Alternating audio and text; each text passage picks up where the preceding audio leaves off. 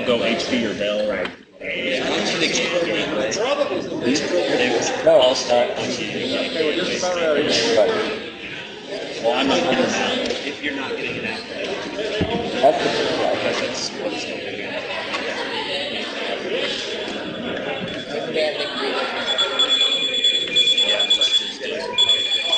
That's what I've been working on.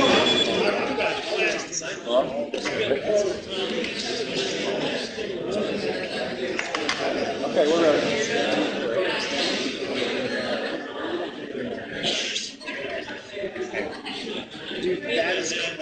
Good afternoon. We'll get started with the second evidence lecture. We're very privileged to have Parris Glendening here today to join us. Second part of our series of looking at the impacts of transit-oriented development and how it relates to smart growth in our communities. We're excited to be joined by some folks in Indianapolis at the Kennedy Center and our webcasts going on to some of the state legislators and others that are listening in. Parris Glendening is the president of Smart Growth Leadership Institute. It's a project that involves over 100 different organizations around the country that are committed to looking at better ways for communities to grow, one that produces open space and protects farmlands and revitalizes neighborhoods. The key to this is the fact that Governor Parris Glendening was also governor of Maryland for 8 years, in which he was instrumental in policies affecting smart growth, the development, and the economic gains made there in Maryland. We're very excited to have him part of that.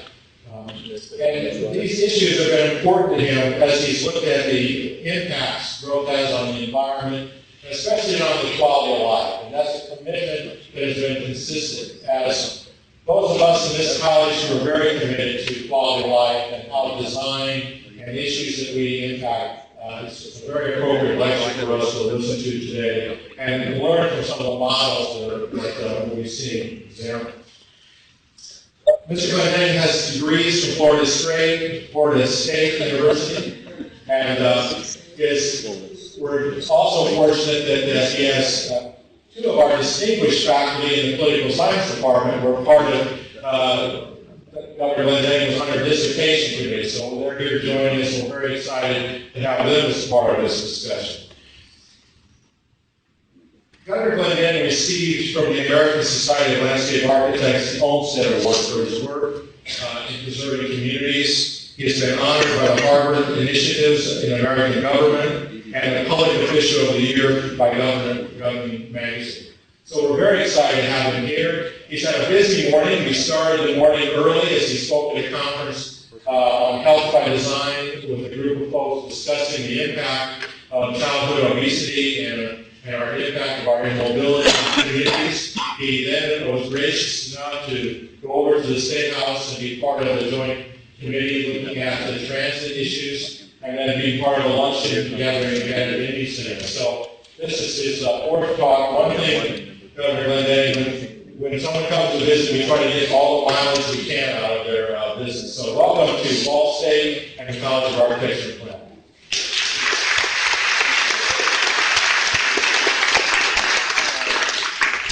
Thank you very much. I appreciate all the work you have put into this and your leadership as well. I'm very pleased to be here as part of this really outstanding lecture series. I'm also really pleased to come back on the campus, taught at the University of Maryland College Park for 27 years.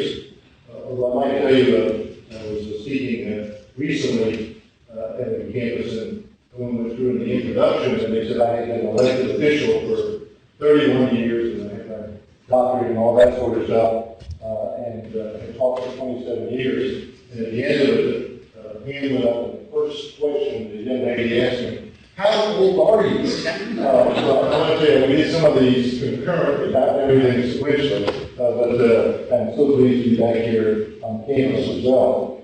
I speak to individual policy makers and leaders around the country, and indeed around the world. I'm very excited about this type of format because it gives an opportunity to speak the young people who are going to be going out as a profession, who are going to be out as citizens, and helping to form what we do with our lives and our communities during the course of the next 50 years. And it's very clear to me that we must begin thinking out of the box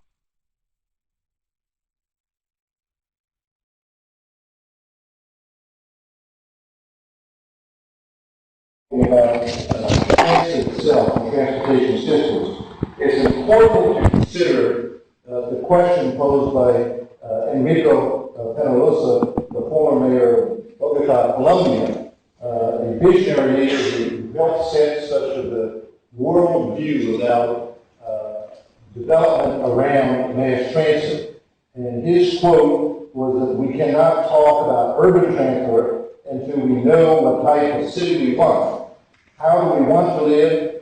Do we want to create a city for humans or a city for automobiles? The important questions are not about engineering, but about ways to live. And I think this is part of the discussion and the debate that is going on, because so many of the questions, we saw this with the legislative committee today, where they're talking about relative costs in terms of construction and operation, and so on, and they're not focusing at all on the issue of the type of communities that they're creating. The questions, I believe, to be answered about the future are far more philosophical in nature rather than just technological or scientific. What type of city do we want? What form do we want our communities to be? What type of places are truly beloved by the citizens around the world? And what type of places do we want to live and invest our resources? Until we answer those questions, there's little point in thinking about much else as it relates to transit and the built environment. To put this in context, as we pass into this new century, we reach the 300 million mark in population. And we can see the next 100 million people just around the corner. There's increasingly a willingness to look at the past and the future as we have not done in recent years. I want to stress that this 100 million new people is, in my mind, not a cause for alarm, but rather a fantastic opportunity to think about how we have been growing for the last 2 decades and whether or not that pattern is sustainable.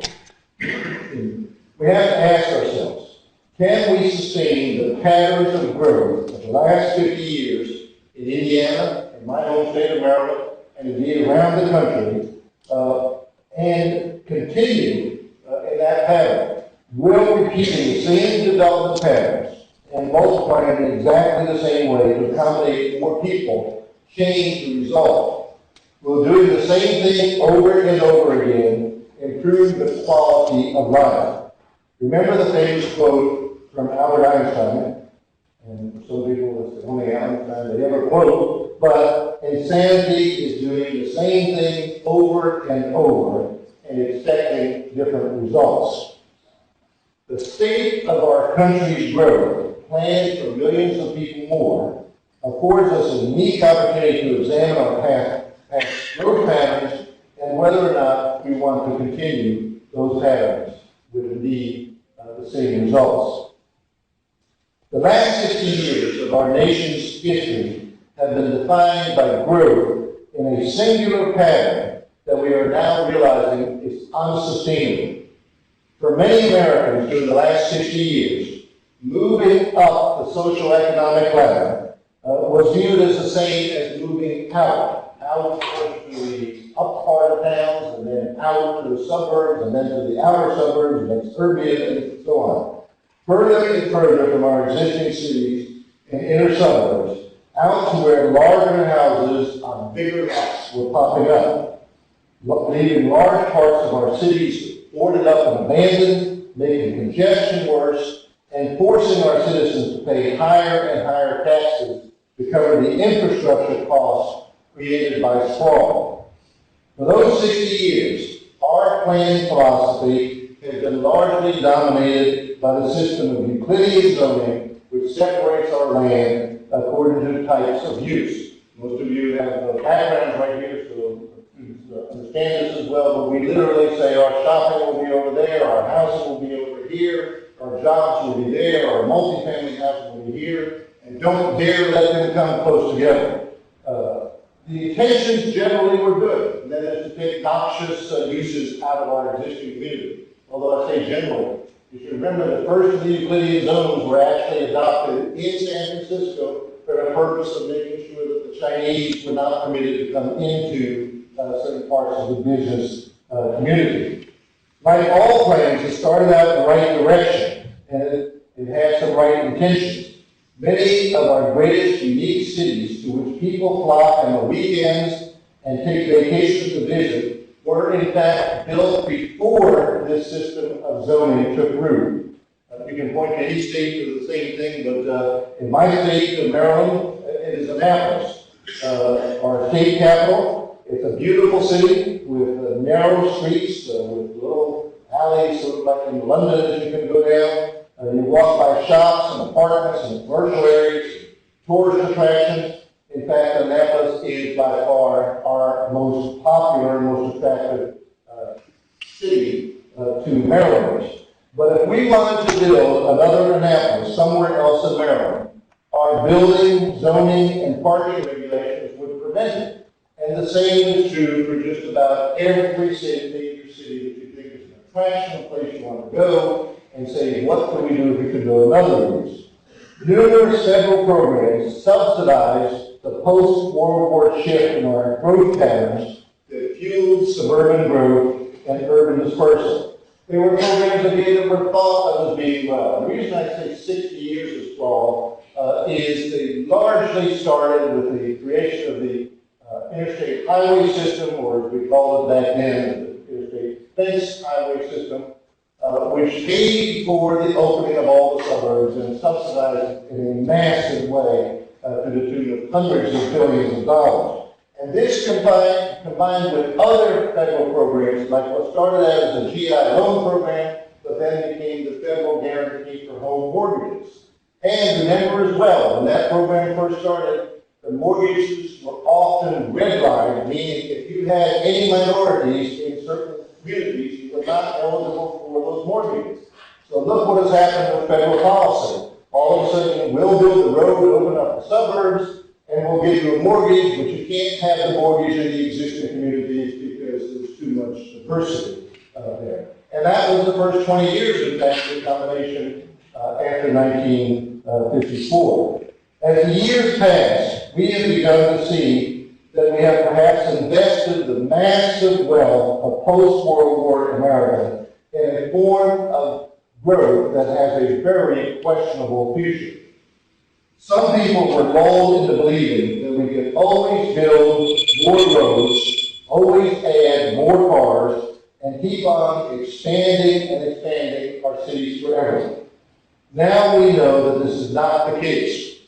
For one thing, it is becoming clear that the price of gasoline will continue to rise, notwithstanding last year's kind of surprise dip in prices just before the election. Most people project that we're looking at $5 a gallon gasoline by the beginning of the next decade, and likely scarcity of gas by the end of the next decade.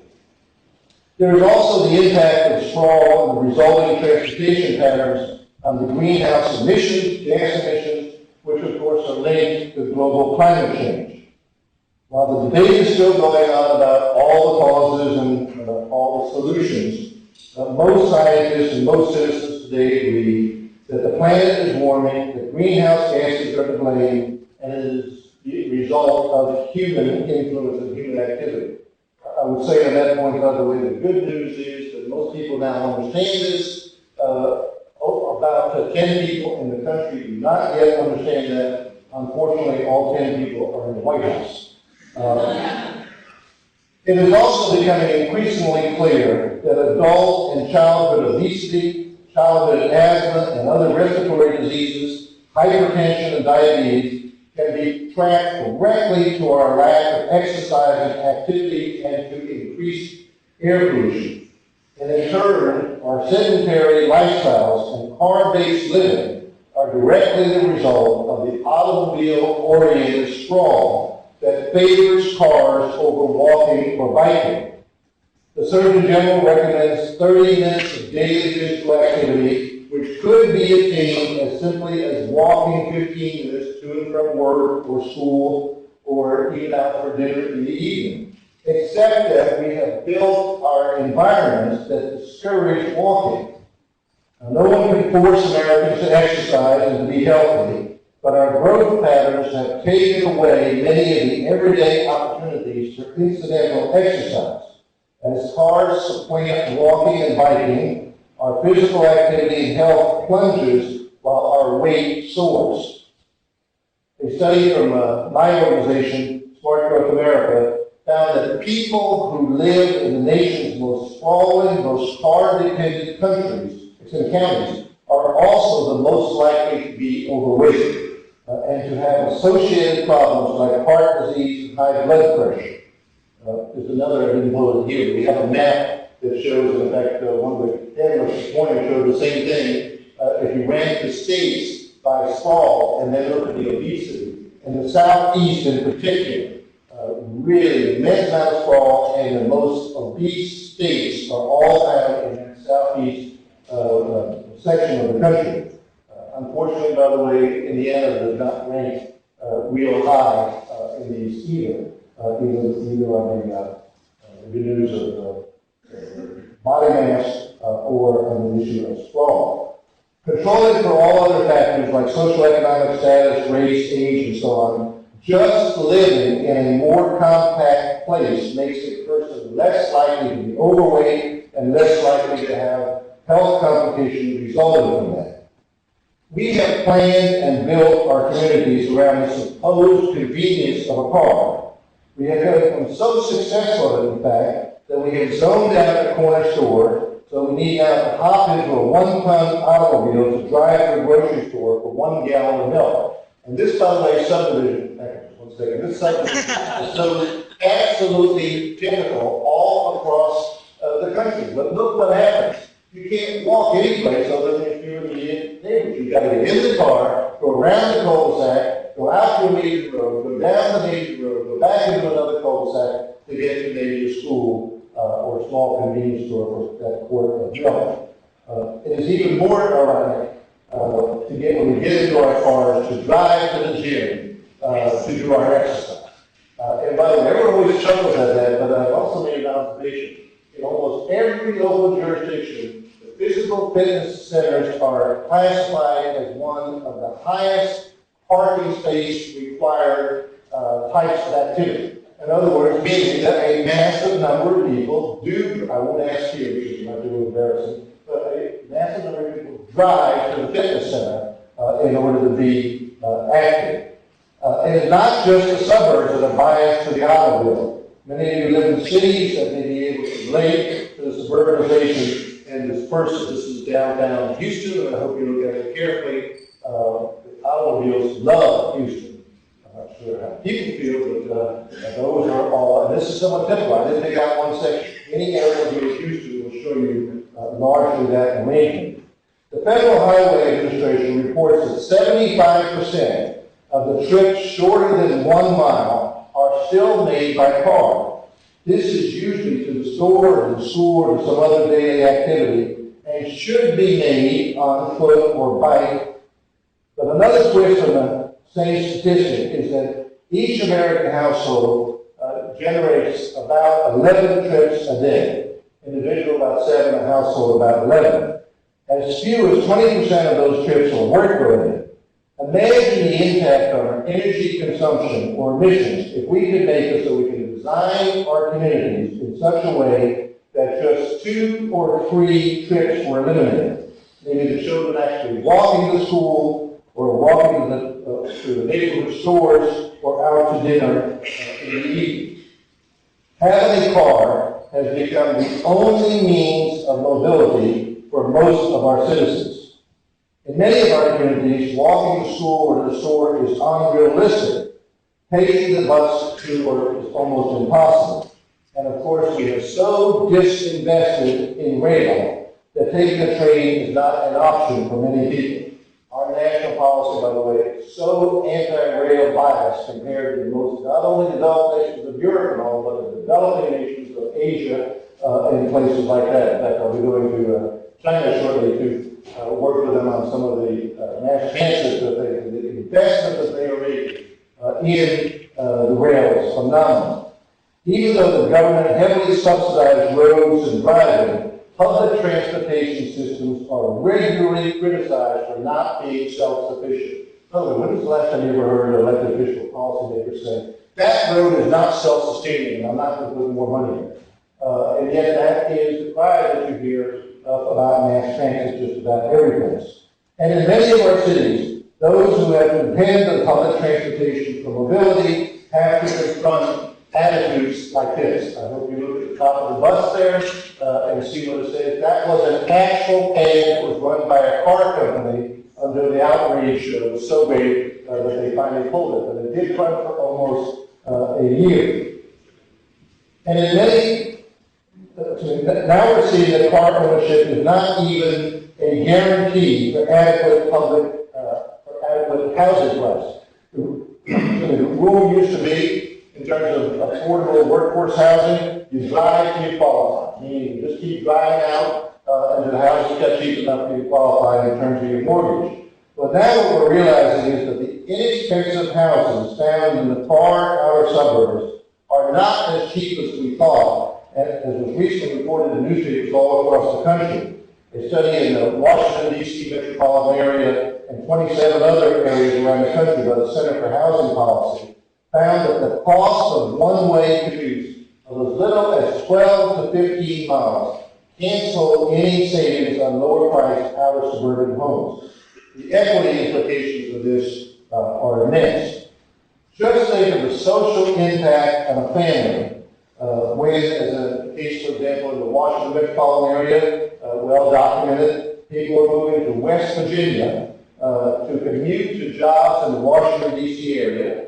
As the Washington Post reported recently, the standard pattern is they leave home at 5:30 in the morning and they return at 8 o'clock in the evening in order to afford the home on one hand and have a job on the other.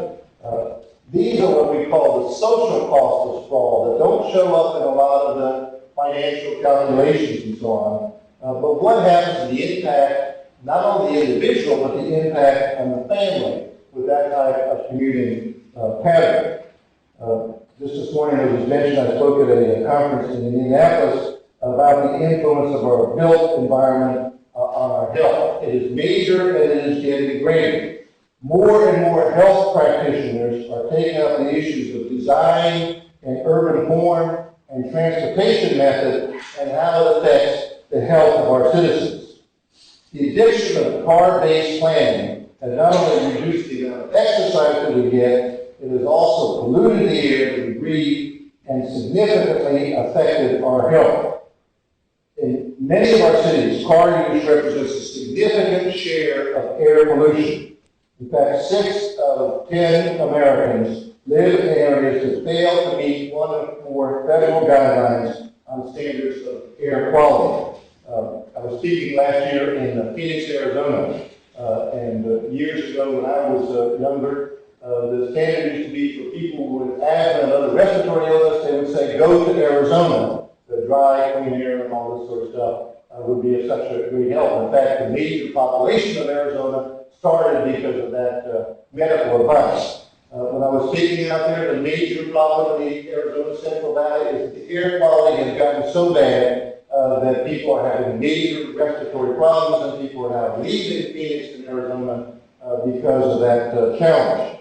Here's another example of the same illustration of what happened with the Atlanta 1996 Olympics. During the Olympics, the city traffic levels were down by 23% as they closed a number of roads and advised people to take other methods of transportation and so on. You can see the precipitous drop in asthma-related visits on this graph, most notably among those who have Medicaid, that is, the poorest of children. The emergency room and hospital asthma visits dropped by 42% overall. But as you can also see, hospital visits among children for non-asthma reasons stayed about the same, indicating very clearly that it was the automobile pollution that was causing, that is causing these problems. Let me tell you briefly about smart growth and why we think it provides a clear vision for the future and how it is already succeeding in its tie-in with transit. You could in many ways replace the word smart growth for the word Rome in the old expression, all roads lead to Rome. In this case, in many ways, all roads lead to smart growth and the built environment. The important issues that are facing us on a daily basis, traffic congestion, climate change, public health, civic pride, economic competitiveness, housing affordability, energy sustainability, and mobility can all be addressed in part by the built environment. Let me pause just for a moment to make sure that we're all on the same page. Smart growth is very difficult to define. I sometimes tell people it's sort of like a system. The reference that the Supreme Court Justice made when he talked about pornography, he said it's difficult to define, but you know it when you see it. The same thing in some ways is true about both smart growth and the absence of smart growth. It's difficult to define because it means so many different things to so many different people, but you know it when you see it and when you know it when it's absent. Part of the way to go about the definition of smart growth is that you answer yes to the following type of questions. Is it a livable neighborhood? Does it make a neighborhood more livable?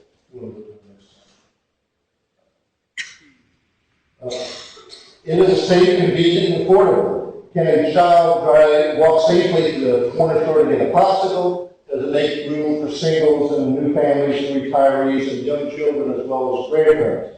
Does it provide better access and less traffic?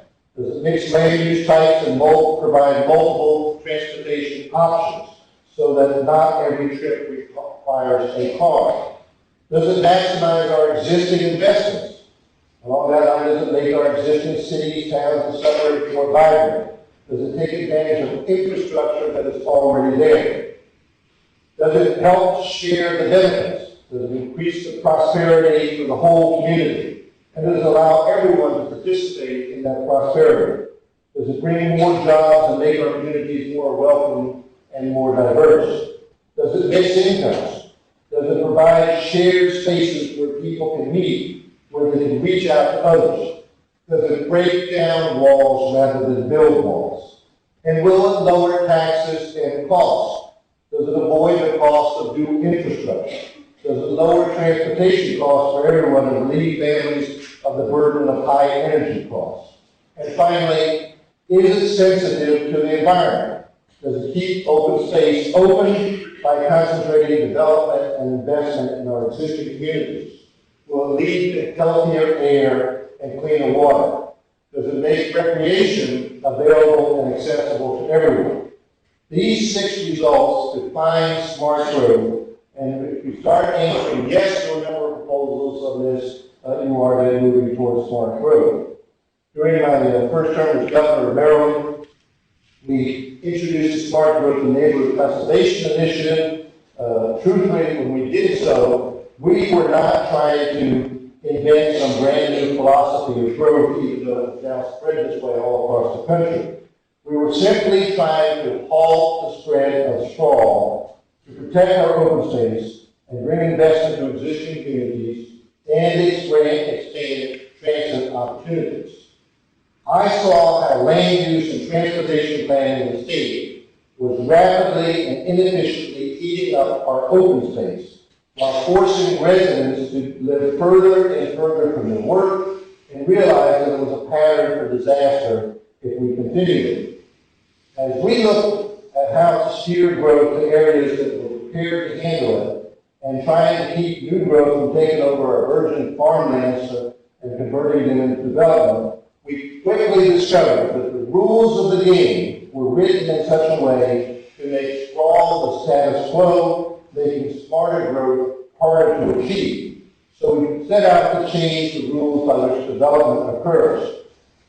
Through implementing our program, we learned several important lessons, but this one stood out. We quickly learned that in order to preserve the environment and our open space and our farmland, we had to come up with better ways to grow. Part of the solution was making it easier to reinvest in our long existing cities and downtowns, where regulations have made it costly and difficult to renovate older buildings and communities, leading developers to the cheaper and easier alternative of building in the green fields of the edge of town, what was happening when many of our wonderful historic downtowns were deteriorating. The other part of the solution was looking at increases in density and making it possible to do more with less space. We cannot speak about smart growth or about preparing for transit without speaking about design and density. To accommodate the next 100 million people in America, there simply must be a major increase in density. We could have the biggest building boom for the next 25 years in the United States, in Indiana and Maryland and all across the country, and not touch one single piece of new farmland or open space if we just intensify existing development. Think about that picture you saw from Houston. And Houston is a small city that is getting wider and wider every single day. If that same new development was redirected back into those asphalt parking lots, I took a long walk yesterday afternoon down Meridian Street in Indianapolis, and I saw these open spaces one after another. They could easily be redeveloped. Now, I understand that talking about density can be a loaded word when you're trying to introduce this into a discussion in an area where people often move to the wide open spaces and slower pace of life in the suburbs. If we ask people, which would you rather have? Subdivisions with 2-acre lots or higher density, we know what the answer would be. However, if you change the question, and if we said that the higher density neighborhoods would be well designed, they would be walkable, livable, and fun, then it becomes an entirely different question. Let me give you some examples. Let's look for a moment at a visual illustration of different between densities in different places. This is a project fairly new in Detroit. I don't know about you all, but I actually find that kind of ugly and would have no desire whatsoever to live there. It is not subsidized housing or anything like that, it's market rate housing. And this is also what many people think of in density. Note that there's 33 units per acre. Now we look at what I would call good density. This is the Back Bay area of Boston. In fact, one of the most desirable communities in the country. Note that there's 37 units per acre of density there. Similar density you can look at all across the country. In this case, for example, Huntsville, Alabama. This is what is referred to as automobile-centric density. They were quite proud that they were able to do this density and thought it was a great breakthrough that they now have 21 units per acre. But let me suggest instead people-centric density. Look at this slide with Savannah, Capitol Hill, Washington area, and Bethesda, Maryland. All of those have significantly greater density than what you're looking at in Huntsville, Alabama.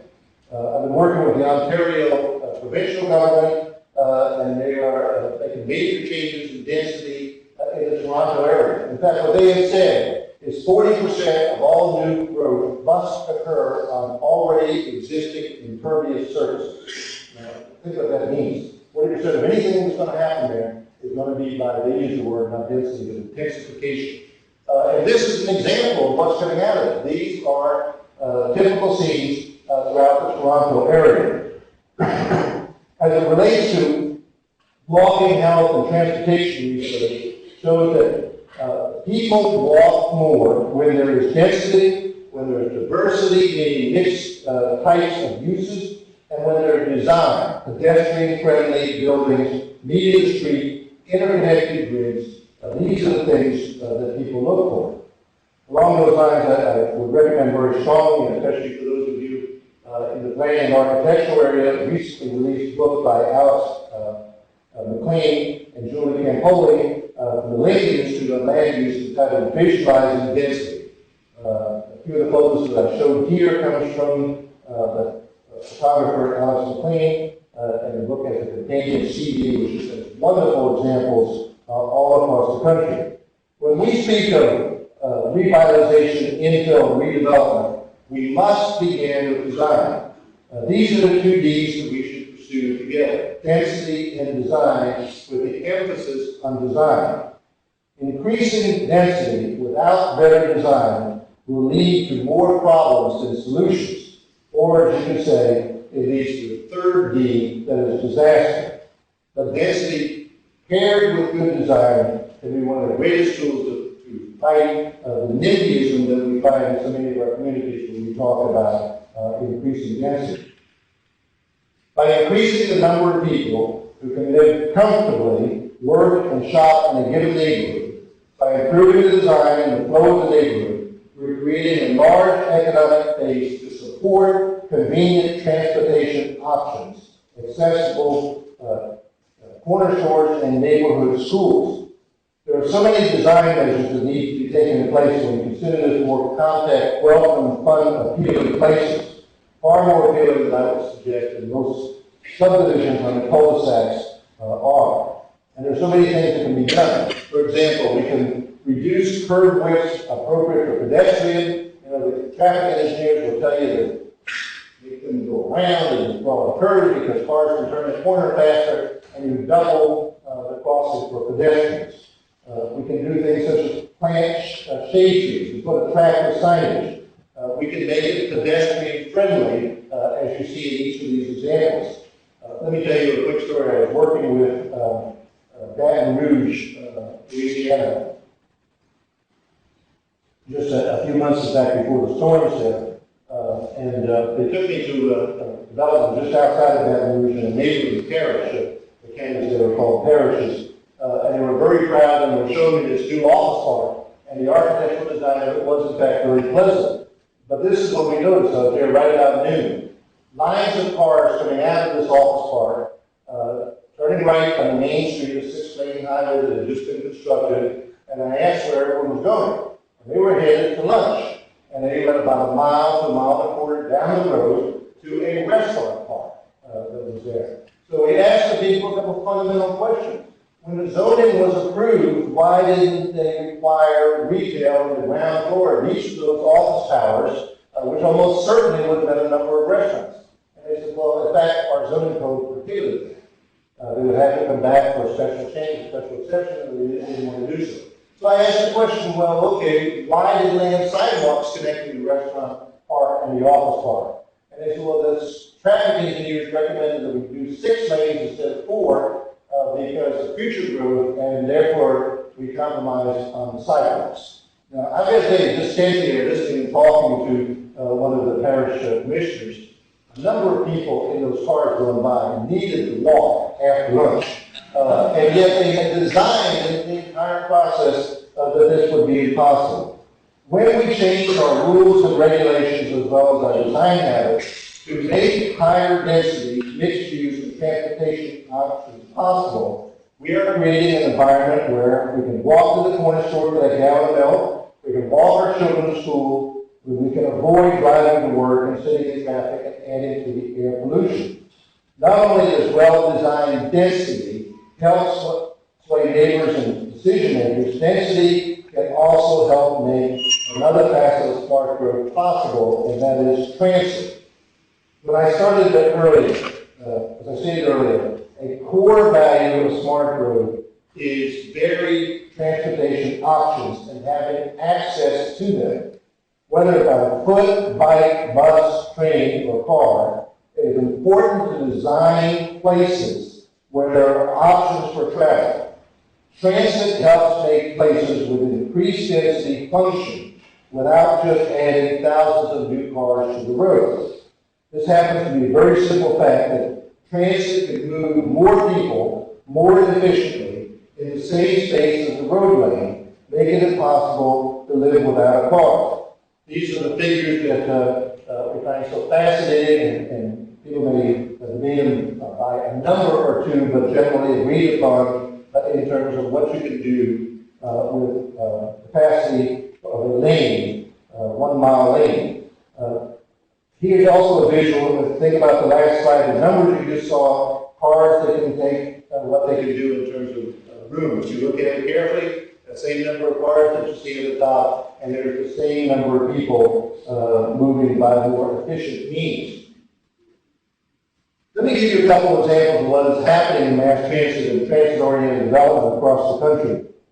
In the Washington, D.C. metropolitan area, about 5 million people. The regional metro system or subway system was set up in 1967. A regional system to plan, design, and build the nation's capital subway system.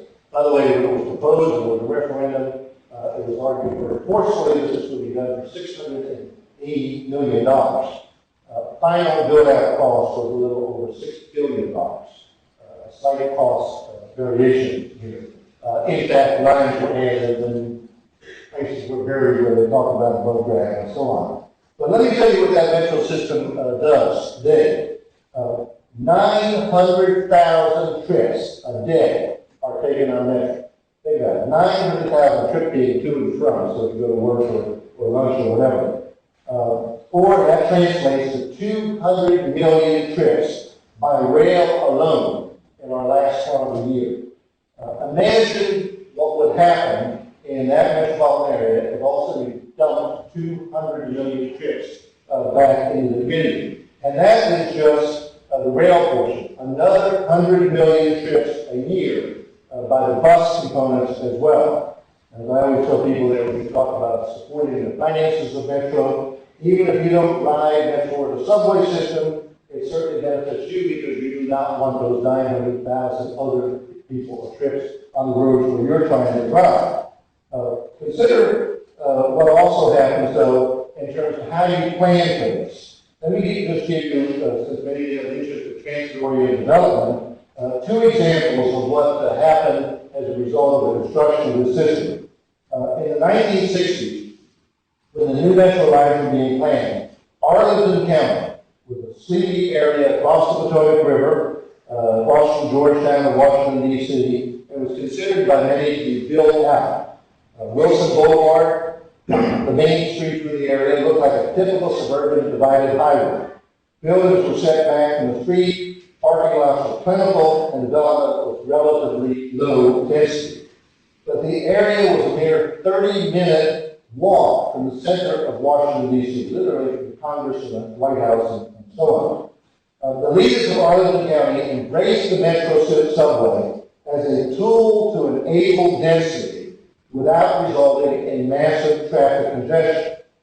Today, the 5 stations in that community are surrounded by compact, walkable neighborhoods of nearly every type of housing and transportation choice available within a 15-minute walk. And these are the pictures of the range of activities in Arlington, all those being walkable to a subway station.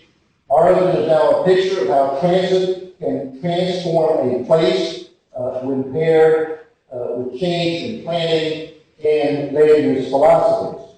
In fact, in honor of that, Arlington won the first Smart Growth Award from the U.S. EPA office, and it truly become a neighborhood of choice. When you travel to Arlington and you jump on the office known as the Orange Line for Metro there, within 20 minutes, you can, walking along there, be just about any type of housing choice, high-density apartments and condos, row houses, townhouses, small apartment buildings, multi-unit housing, detached single-family housing.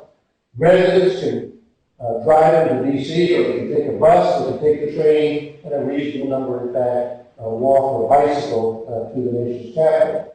Now, contrast that view of how transit was used to neighboring Fairfax County. Fairfax County embraced the same metro, a different line, but they said this is great.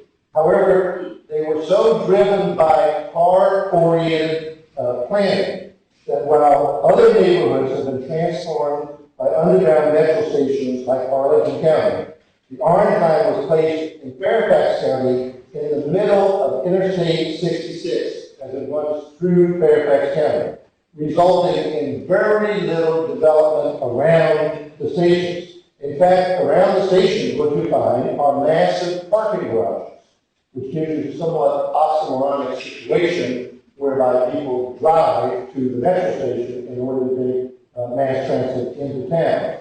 And due to the placement of the station, the best that you can hope for and the best that you can see there is what I would call transit-adjacent development, which is significantly different than transit-oriented development.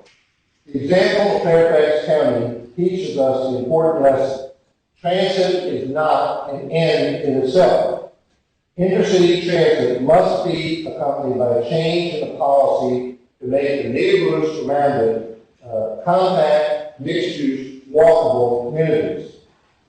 Even if density were increased around a typical Fairfax County metro station and a new collection of condos and mixed-use apartments were constructed there, residents would still need their cars, because without a car, the destination would be limited only to places that Metro can take them.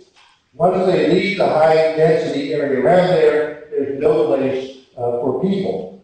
In fact, you could say that pursuing a change in the philosophy of design to one of compact mixed use is much more important than simply hoping that transit will occur. And Fairfax County teaches us that having transit is only a small part of the equation. By the way, this has just been made much worse because as they're expanding a new line out to the National Airport, the federal government has insisted that it goes through the downtown part, as we call it, that's mostly big shopping centers, Tyson's Corner and all, that the metro must be elevated. And by elevating it, the feds project that they will save about $200 million. Now, if you follow international across the country, everyone is pulling down the elevated roads and the elevated transit systems and putting them at ground level or burying them so that it creates a sense of place. They are building a $2.5 billion extension of Metro, and in order to save $200 million, they have elevated it, and this is something to be with them for the next 100 years. This type of approach goes on repeatedly, not just on transit, but let me ask you to look at this street here in terms of this is typically what we're looking at every place. If you really look carefully and you see it surrounded in red, a person trying to cross the street. Now, notice though, there are no sidewalks, there are no crossings, it's crossing at a hill area. Literally, it's a run for his life. And this is what we find in so many areas. Just building a new streetcar or light rail or heavy rail will not be enough. We must accompany transit with streets that are accessible to everyone, not just cars. I would encourage you to pursue walkability even ahead of transit. When you're thinking which comes first, if you're going to have a walkable, livable, desirable neighborhood, I think that actually becomes more important than transit. By creating these type of places, what you would do, in fact, is create a community that is transit ready. To make walking or biking possible, it is important to design what we call complete streets. Complete streets that are safe for drivers, cyclists, pedestrians as well-connected, narrower streets, wide sidewalks, and well-marked crossings at frequent intersections. But especially, as we want to do this as part of our everyday routine. Building any transit system absolutely must be accompanied by land use policies that help focus around development around corridors in much the same way as Arlington did, but also focuses on the quality of the streets in that community. Investing in transit can help make smarter growth a reality, using less land near the station and maximizing the value of land where a station is feasible. That is exactly what is meant by the word accessibility. The proximity and density of destinations. The more desirable places you have in close proximity, the less time you have to spend traveling between them, which is the idea behind compact and mixed use and transit-oriented development. Because people are willing to pay for accessibility, transit can also help spur investment. Land values, for example, recently in Charlotte, increased by 10% just when the proposal for light rail came about. They drew the line, they approved the proposal, and the next year, land values increased by 10% for a system that's not going to be completed for at least another decade. Recent evidence, in fact, from our organization entitled Smart Growth and Smart Business suggests how strongly the impact of a better planned community can be on the bottom line for business. Let me just give you one quick example of that. In one of the studies reported in that book, they talk about Reston, Virginia, whereby the office space and office parks that are part of a town center with restaurants and with housing and walkability, the vacancy rate is about 5% in those office parks. Surrounding immediate area, almost the same design office space, the vacancy rate ranges about 23%.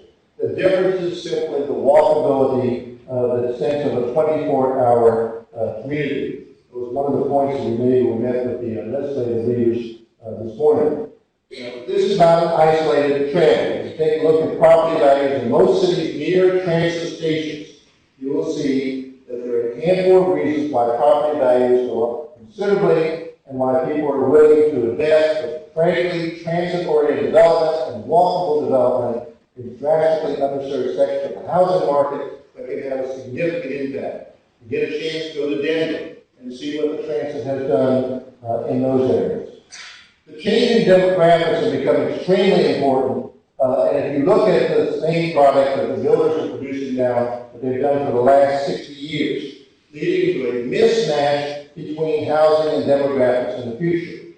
Part of the issue is that the makeup of our country is changing rapidly, and the development paradigm in the last 60 years will simply not meet the housing needs of our emerging population and market. The share of our population, for example, without children will represent almost 3/4 of the 350 million projected by 2030, $350 million. Just think of it, 3/4 will be families that are without children, compared to 1967 when half of the households had children. Now, do we think that the overwhelming majority of those households without children are going to want a 3,000 square foot house on an acre of land in a typical subdivision? And yet that is what our laws and our zoning and our planning and our developers continue to turn out. Expanding transit elsewhere and building more of this product will satisfy the market, helping to make prices more reasonable and giving people the ability in walkable areas. I would call your attention to a quote from the new transit town. The benefits of being well connected to the rest of the region, being accessible, is capitalized into the value of the land. And that is what we're seeing with transit-oriented development around the country. While housing prices are often out of reach in many of these transit-accessible places, what is often lost is how much is saved on transportation. Housing may be expensive, but transportation does not take up as much of families' monthly budget, leaving more to be spent elsewhere. In fact, a couple of studies recently have shown that one car, in fact, equals about $6,000 of expense per year for a family. That is equal to $100,000 of buying power on the mortgage. I would also mention, if you think back just a little bit, what has happened. Long before Metro in the Washington, D.C. area, and this is true for communities all across America, including here in Indiana, we had compact development, we had walkability, and we had convenient transit combined to make our communities workable. The old transit lines that you see there were the heart of so much of the development of D.C., the surrounding area. An interesting thing occurred, and then as General Motors and other automobile makers began building buses and even investing in public bus transportation. And as they did so, they took up the streetcars in order to create a market for what was then called the trackless streetcar, which we now today call a bus. And over the next few years, in community after community, those streetcars, which served so well, disappeared. Interestingly now, in Washington, D.C., 2 new streetcar lines are coming back to add to all of the other transit options that are there, and that is indeed occurring across the country. What we should recognize is law is not really about free choice. If you want to walk or take a train or ride your bike, it is a tough thing to do in most communities. Once the landscape, and you think of this, I mean, every one of you has seen these communities where you can't really walk you can't buy to do anything, or at least not safely. Once the landscape has been completely built, to accommodate personal automobiles, travel by any other mode becomes difficult, maybe even impossible, but certainly miserable. Cities all over the country are realizing the benefits of investing in cheaper, light rail systems, particularly compared to heavy rail, in places like Salt Lake City, for example. Ridership figures are absolutely blowing apart even the most generous projections about pre-built estimates. Transit is also becoming an important component in the discussion all across the country. It is particularly important about sustainability. Sustainability, which has become the buzzword today, we've come a long way in the 21st century when it wasn't even on a radar screen. Even Walmart has now hired a corporate vice president for sustainability. I'm not sure it's the driver of Walmart, but in any case, even they recognize the change. Transit can help get us out of our cars, saving energy and cutting down on pollution. Public transportation reduces U.S. petroleum consumption. Right now, the level is already built by 1.4 billion gallons of gasoline each year, or the equivalent to a super tanker leaving the very unstable Middle East every 11 days.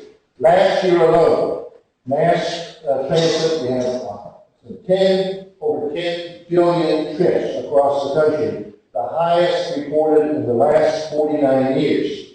According to the American Public Transportation Association, you could pound the gasoline cans that were saved by that transit use, and it would reach from the earth to the moon. Going green can refer to better stewardship of our natural resources, consuming land at a slower rate, or preserving open spaces. In short, it means all of these things. One of the exciting things that's happening is the green buildings, which many of you have worked on, which we know about. While some of the coordination strategies help save fuel, it's important that we think beyond simply creating sustainable solutions. Ethanol, hybrids, mileage standards have been the center of public debate recently. I remember a discussion that I had in May with former Vice President Al Gore. I committed his tremendous emphasis on making the public aware of global climate change. But the problem is, in terms of saying, okay, we'll substitute corn-based ethanol, or we'll have plug-in cars or whatever, it is like moving the walnuts apart on the old shell game, in that you are not really saving energy. The only way that energy is going to be saved is by building construction techniques, by land use, reducing the need for energy, and by mass transit. Very quickly, if you look, for example, California markets, where they're talking about the new standards that are proposed for 27% statewide savings in emissions. But at the same time, the average miles traveled are expected to increase substantially. If you went to a national effort for the same thing, what you would find is that, yes, we're doing a little bit better, but the pollution continues unabated because we're traveling so much more. The question really becomes, why do we have to drive so much? So we wrap up with an observation. What if, instead of primarily focusing on alternative sources of energy, sustain our auto-dependent lifestyle, we also reduce the demand for all forms of energy by changing the ways in which we plan, build, and grow our communities? After all, a lot of the rhetoric about reducing our dependence on oil by switching to other energy sources is really nothing other than thinly veiled attempts to maintain the status quo of our auto-centric sprawl development.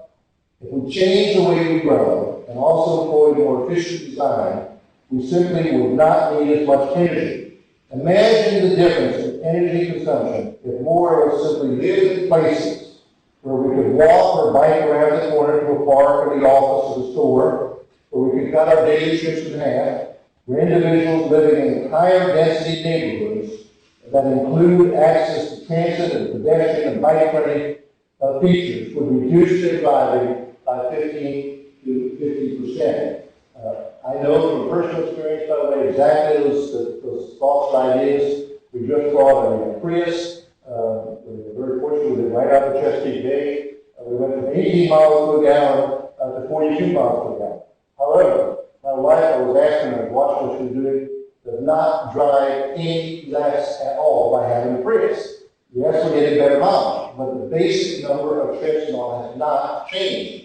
That is one of the reasons we're getting ready to move from the day, which I will miss, into town, into Annapolis, to actually reduce the number of trips. Walmart, for example, when they're talking about now there's energy efficient Walmart, if you simply have to drive to get to Walmart, even though it might be more energy efficient, have you in fact done anything? As Peter Cawthorne, the New England planner, said, we can make the building as efficient as it needs to be, but if people still need to drive 40 miles to get to it, we're missing the larger point. The bottom line on all of this is that it's important to note that if we want to focus on our commitment on transit, on density, and walkability, that is the way to start seriously reducing our tremendous need as a nation for consumption. The future demands that we ensure a better solution for growth than our current policy of forcing people to live further away from everything and pushing them into isolated places accessible only by a tank of gas, a ton of steel, and miles of asphalt. Now, smart growth and mass transit is not going to be a solution for everything, but it's just a huge step forward. And it will take a significant commitment for us to make that change. We didn't get here overnight. It took us 60 years of hard work to produce sprawl and automobile dependency that we have. Hopefully it will not take us another 60 years because we don't have that much time, but it will surely take us some time. But to start our changes today, as is occurring all across the country, we can in fact have a better, far better future. Thank you very much for your time.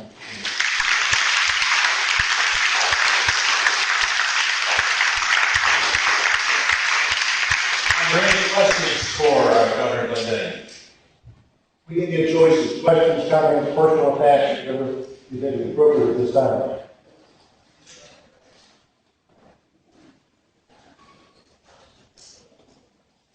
Hi, Bruce Frankel, Urban Planning. I may be wrong on this, but could you address the politics of smart growth in your state, Maryland? While you were governor for 8 years, you advanced the Smart Growth Initiative, which was primarily an incentive program on the part. Targeted areas got subsidized, untargeted areas did not. And your successor as governor, I thought, tried to dismantle that program. Could you talk about the politics of smart growth and how sustainable the politics is? When we started this in 1996, you were absolutely right. It's a big new program. No one had been doing smart growth. It was incentive-based. There are regulatory models, particularly in the West, places like Washington and Oregon, that if I can wave a wand, I would much rather have a regulatory model. Regulatory model means simply you draw a line and you say building on this side, no building on that side. But the politics, I have a 5-year-old daughter who absolutely believes in fairies and magic and wands, wanting a new room in the house. If I could take one of her wands, I would do it. But the truth is, in most of the country, politically, it is just not acceptable to go in that direction. It will not happen. And we end up running against a very strong wall. And so therefore, the incentive approach became an alternative, which simply means change the bottom line so that it is more likely people will buy, build, and so on here than out there somewhere. That was 10 years ago. Since then, a lot has happened. In the case of Maryland, the interim governor was not supportive. He lost re-election, which almost never occurs in Maryland. The new governor is aggressively supportive. However, more importantly, all across the country, in the meantime, different aspects of this have picked up and become widely incorporated in state policy. Arizona, for example, is connecting smart growth with water preservation and protecting a desert scape that is there. Governor Schwarzenegger in California has linked smart growth and transit with sustainability policies in a big way. It's changed a lot of the laws there. Governor Kucheri in Rhode Island, they're starting a new statewide mass transit system. And they're actually figuring not only on moving people in and out of Boston but what it does for a creation sense of place in Providence and East Providence and places like that. And so what has really happened is that many states have moved now far beyond where Maryland was. We were working with state and local officials on both parties. Several governments I mentioned the Republican, so it's clearly a nonpartisan issue.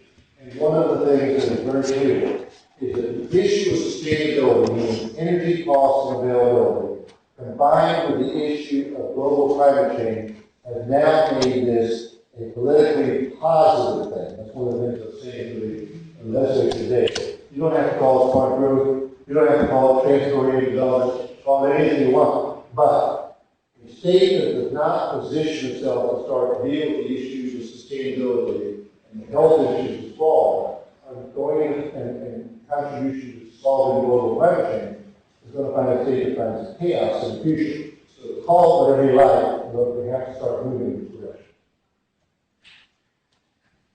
Any other questions? No, I have a question. This is actually one of my former students. Professor Glendening, about 35 years ago, he used to talk about this great big black cloud would come along and cause gigantic change. Well, in Europe, the black cloud was World War II. What could come along and change the politics that would cause systems from partisan politics, policy politics, system politics, to make drastic changes going in this direction? Other than great speeches by former elected officials. Other than that, the issue that John Ross is raising here is one I think extremely important, and that is that some of the most major changes in human existence, and certainly in recent human existence, and the total rebuilding of Europe and things like this, were a result of catastrophes. And we can think in terms of our own American history, certainly the impact of the Depression, the impact of some of the major health disasters that led to public health programs and drastic changes and things like this. If we were going to get a dramatic, short-term, almost instantaneous change like this, I think it would call, the only thing that would make that happen is a series of catastrophes, the type of which I would not even begin to remotely wish any community or our country.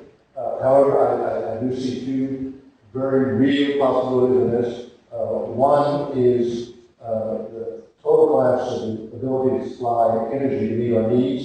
A coalition of countries around the world could shut off energy pretty quickly. The Packard Foundation just did a study on communities and states that were sustainable under conditions of high cost or shortage of energy. Interestingly, for example, New York was the best, just because of the alternatives that people go around. Or a series of catastrophes of the type of Katrina and others clearly coming from global climate change. And to some extent, when we watch the news of the flooding and the drought and so on, you see in climate change. Even now, I don't believe those are drastic enough to cause the changes that we have. But what is happening is that there's enough of alarm and concern, and I'm not one of these fear-mongers that says the change of doing this, that people are starting to realize, and again, as we talked about legislative this morning, we said, what happens in the beginning of the decade and the supply laws down, and what happens at the end of the decade when it's scarce in your competition, Indiana and the rest of the world, or what happens as these changes start impacting. I think enough average citizens and policymakers and elected officials are starting to realize that they'll not make the dramatic changes, because I could have raised that one, we draw those lines, this is where growth is occurring all across the country. I would make dramatic changes in our appropriation for highway versus transit alternatives.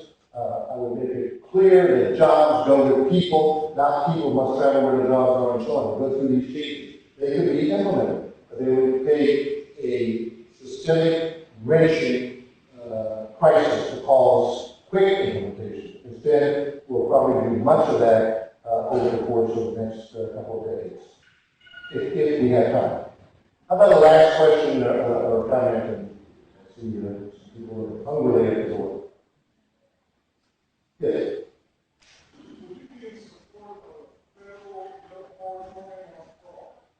Would you be in support of a federal moratorium on sprawl? I don't think the federal moratorium will work, simply because the federal government really doesn't have any control or even definition of sprawl whatsoever. I do think that many states will and must go from where we were with smart growth and by a series of regulations make it much more difficult, if not impossible, to do sprawl. I think at that stage, and talks with a number of elected officials of both parties, is the federal government ought to have, in my mind, and many people agree with this, a provision that simply says, if there is a state and local plan in place, then federal policy should be consistent with that plan.